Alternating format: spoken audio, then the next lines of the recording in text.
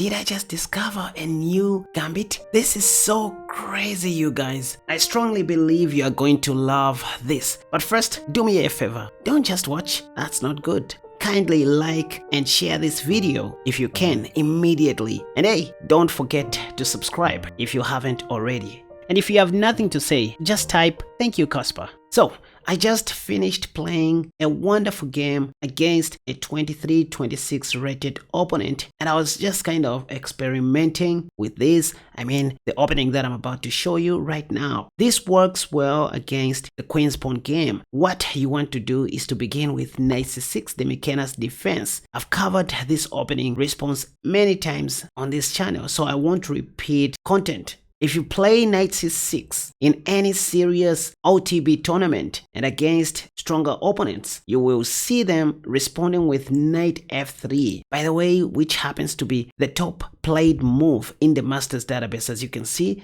this is what real people do in over-the-board games. They just don't want to overextend their central pawns like anyhow. And guess what? That's exactly what we want to see, because after Knight F3, we simply want to surprise them with the move pawn to E5. Why? Who does this?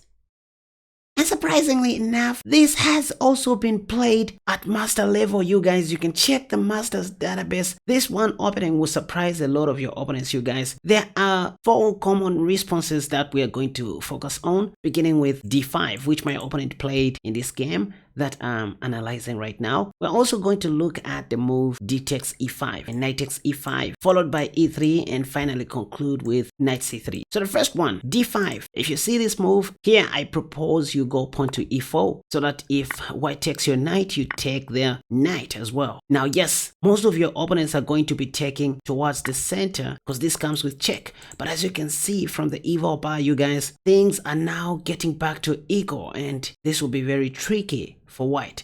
We just take back, and of course white will take back most of the times with their e-pawn, because that just paves the way for their light squad bishop, and they just want to secure their king. And now if you just want to play a normal game, you can play Queen E7. If Queen E2, you don't even have to exchange queens. You can play Bishop E6 and castle long. That's the theory behind that. Maybe after playing pawn to C6. But let's go the Kaspa way, you guys. Instead of playing Queen E7 or Queen F6, which are all normal moves and equalizing moves, I propose you go Knight F6. Why?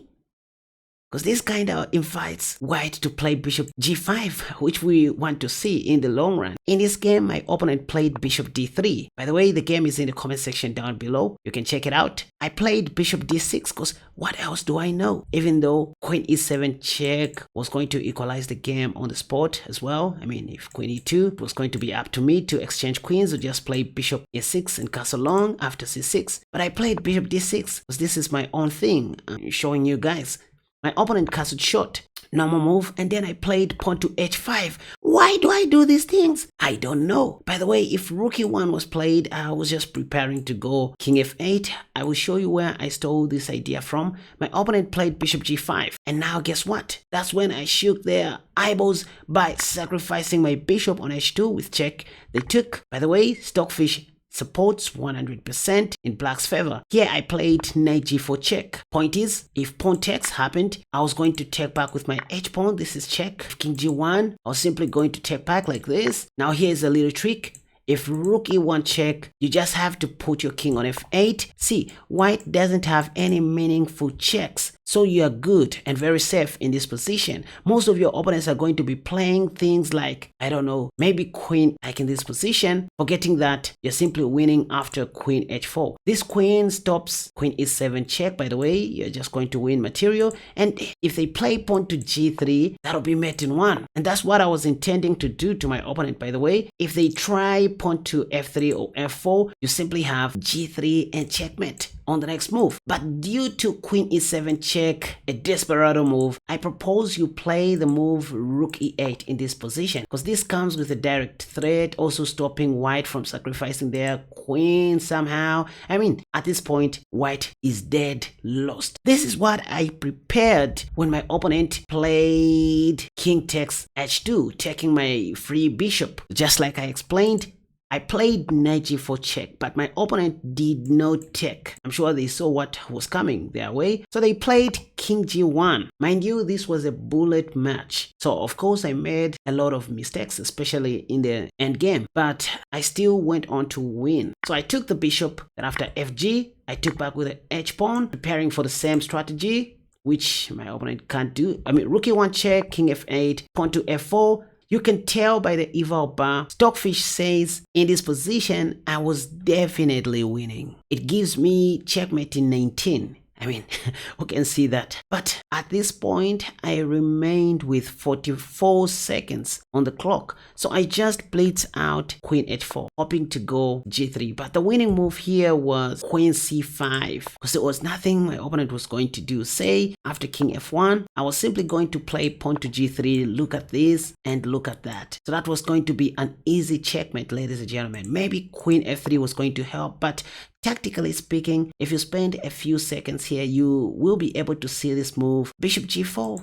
Not even rook h1 check, that's okay, but bishop g4 kind of deflects the queen from guarding the f2 square. You just want to checkmate your opponent. Wow, if they think they can just take like this, you have mate in one. This is check. Yes. So that's what I missed in this position. After pawn to f4, instead of playing queen c5, what did I do? Queen h4. But anyway, this wasn't bad according to Stockfish, because I'm just one move away from checkmating again. So question, where did I get this idea from? I'll tell you. Well, it was from one of the nasty lines that I play against the Caro-Kann defense. After e4 and c6, I usually go d4, waiting for d5 to appear on the board, then go knight c3, pawn takes, knight f6. This is what most Caro-Kann players play. By the way, we are heading to what we call the Tatarkov variation of the Caro-Kann, which is this thing, Korchnoi variation. So once you play knight f3, this now becomes the Tatarkov variation. Most black players play bishop d6 in this position. By the way, I want you to see the similarity with the opening that I showed you in black. After bishop d6, the plan is to go bishop d3, waiting for black to cast a shot, and then go pawn to h4, the same way I played h5 with black pieces. If rook e8 check comes, where do you put your king? Remember, last time with black pieces, we were playing king f8. This time it's king f1. Black won't have time to give you a check or whatsoever. At this point, most of my opponents play bishop g4, just pinning my knight to the queen. And this is where I sacrifice on h7. Once again, bishop sacrifice. If king takes, I play knight g5 check. If they take, I mean, this is just the same thing that I was showing you with black pieces, you guys. This is where I stole the idea from. Let's just finish this line before going back. Let's check. If the king goes back, you simply take back like that. If queen e7, intending to checkmate, you first of all play bishop, and after something like queen e4 in this position, now you go queen h5, still not allowing the move queen e2 to happen due to that. And it's just a matter of time before checkmating your opponent. For example, if pawn to f3, remember with black pieces, this is where I said giving a check is okay, but that would just be a 1-0 move. You can consider playing rook e1 in this position. This is deadly on the spot. I mean, this wins. So you can see how history repeats itself. And that's where I stole this idea from of, sacrificing everything on the king's side.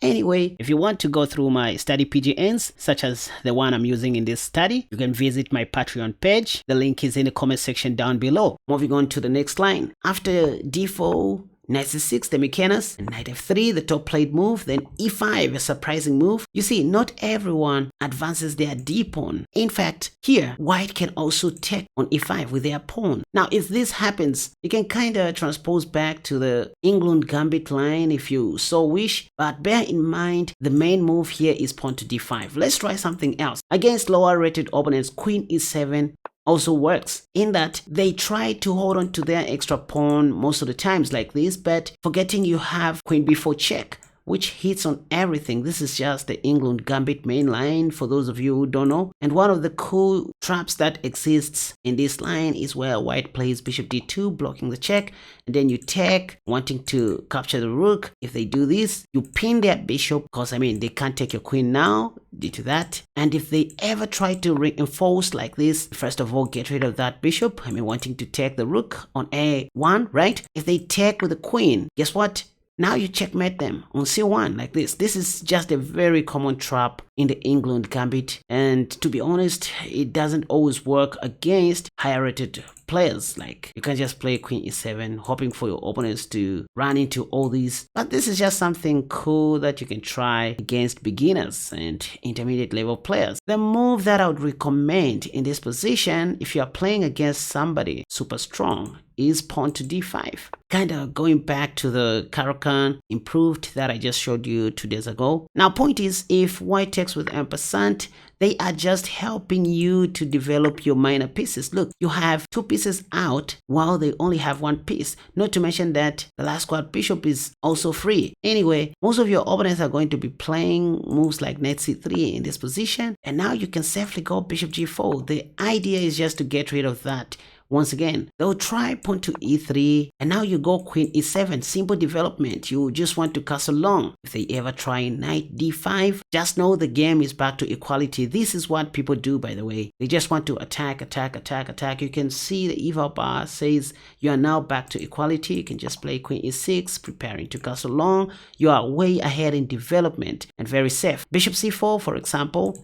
That's what they do most of the times. Or you can go queen e4 in this position. They can't play bishop d3 due to that. If bishop e2, now you safely castle like this. That's how you castle long. If they castle short, by the way, you can even sacrifice your bishop. Once again, this is check, in case you didn't notice. If knight takes, you simplify the game like this and win back the knight. Stockfish says black is better because of the open positions. By the way, material is now equal. If you haven't noticed, 6 pawns versus 6 pawns. After playing bishop g4 and then e3, then queen e7, if white doesn't play knight d5, allowing you to go queen e6, and let's say they just play something else like bishop e2, normal move, again you can just castle long, not much of a stretch. Some of your unprepared opponents will be castling short, especially in bullet. Forgetting that, you can once again sacrifice on h2, winning the queen on the spot. Again, after e5, de, and d5, the other move you're going to see them playing in this position, apart from taking, is simply a normal move like knight c3. Now, even though you have pawn to d4 in this position, just play something else, like bishop b4, just to hold the position. The idea is just to mess up their pawn structure on the queen side. So you can take on c3, feel free to do that, or start with bishop g4. My top recommendation in this particular position. Point is, after this, you just want to develop all your pieces normally. h3, bishop takes, knight takes, and boom, just like that, material is equal. Again, if they don't take with ampersand or play knight c3, you will see them playing moves like e3, maybe kind of stopping you from pushing pawn to d4 in the near future. Once again, your plan is very simple. Bishop out, queen e7, castle long. So bishop out after bishop e2. This time you don't need to play queen e7. I mean, you just lose a pawn. So you can play queen d7. You just want to castle long. For example, h3, bishop takes. You don't always need the last squad bishop in this variation, by the way. After that, oops, don't just rush, to make moves. If you castle long in this particular position, white will play bishop g4 and then you will lose your queen. So sometimes use your mind. Don't just do what I say. Use your tactical abilities. Rook d8 is the move in this position, holding on to your pawn. If knight c3, your development is very easy and simple. You just castle short. So I just wanted to show you that you don't always need to be castling long when you're playing this unknown gambit. Now, this extra pawn that white remains with will most of the times be perishing. Trust me, it won't be going anywhere. It's like in the Alpine Gambit against the French defense. Remember that pawn we sacrificed in the opening stage of the Alpine Gambit? We always get it back somewhere in the middle game. Anyway, now after pawn to e5, apart from d5 and d takes e5, white may also take back with a knight. But once again, you can just go ahead and take. If that happens, just like before, you play pawn to d5. This works like magic, you guys. Kind of the Caro-Kann. If white doesn't take, feel free to form up your Caro-Kann structure. You play bishop f5, or you even put that bishop on e6, develop your queen to b6 or c7, castle long if you want. Kind of the Alpine Gambit again, if you think about it. You can fianchetto your bishop if you want, or just play bishop out to c5, knight e7. Consider where you want to castle, either long or short. So it is the flexibility that I'm talking about. We use white's e-pawn as a point of attack and also to slow their development. For example, say white white plays ED in this position, because that's what they do most of the times. You just take back like that, activate your bishop, say pawn to e3, a more solid move. You just go knight f6, and after something like bishop e2 or bishop d3, whatever, we go queen e7, that's a short, again h5. This idea, because if white just becomes lazy with moves like knight c3, we can again sacrifice on h2, doing the same thing that I showed you in the intro, where we go knight g4 check. They can't take due to discovery check, and that, I mean, it's just a matter of time. So you'll see most of your opponents like in this position playing something like this. But let me tell you how to destroy your opponents. Like here, you can play pawn to h4. If king h3, you go knight takes f2. This is discovery check. At worst, you're just going to win a queen. White should resign. If they play king f3, you have a mate in 2 in this position. And I would love you guys to find that. Find checkmate in 2 in this position and leave your answers in the comment section down below. I'll be marking them.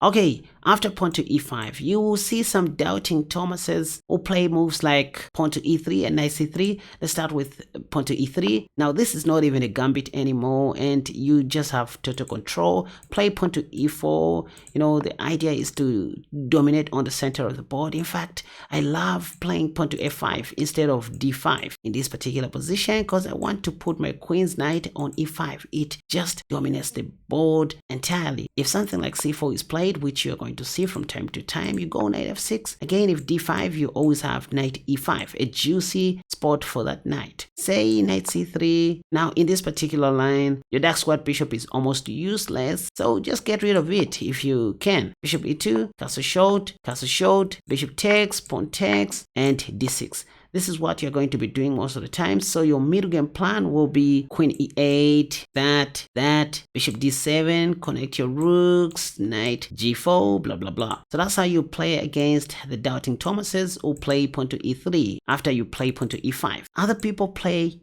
knight c3, but that just brings you back into the game. You can just take, and after knight takes, instead of taking right away, which is still okay, I love playing bishop c5, kind of what I do against this coach game. If white takes, I don't take back, I play queen f6. I mean, white can't do a thing here. We just want to checkmate. We'll take back on c6, develop the light square bishop, and castle long, continue with a very sharp attack. And that's it for today, you guys. So I'm going to be testing this wonderful opening response to the Queen's Pawn game on Lichess. That's why you should subscribe now. Subscribe and turn on the bell notification icon so that you do not miss any of my future uploads.